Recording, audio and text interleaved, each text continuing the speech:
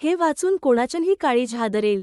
16 वर्षांचा सम्राट भालेराव 2 बहिणींमध्ये एकुलता एक मुलगा.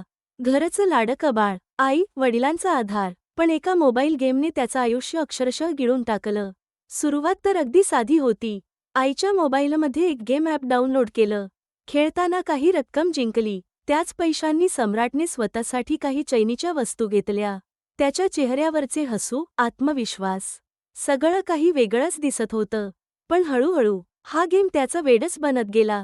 तो जिंकत होता, पण त्याचवेळी त्याचा लोभही वाढत होता. एक क्षण असा आला, जेव्हा गेममध्ये तो सातत्याने हरू लागला.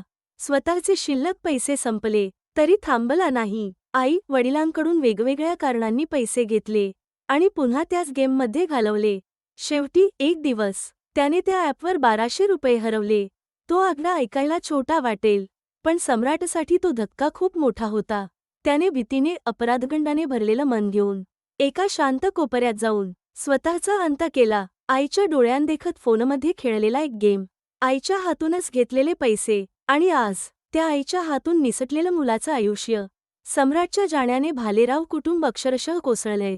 आईवडील शून्यात बघत टाहो फोडत आहेत.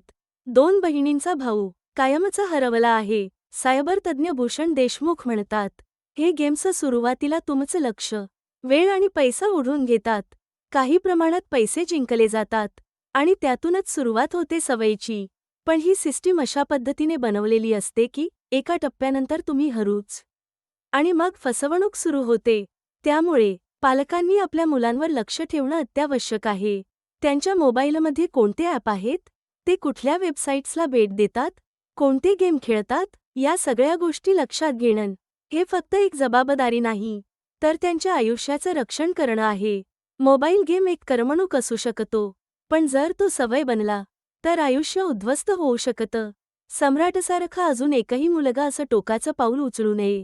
या घटनेतून प्रत्येक पालकाने धडा घेतलाच पाहिजे. तुम्हाला ही घटना कशी वाटली?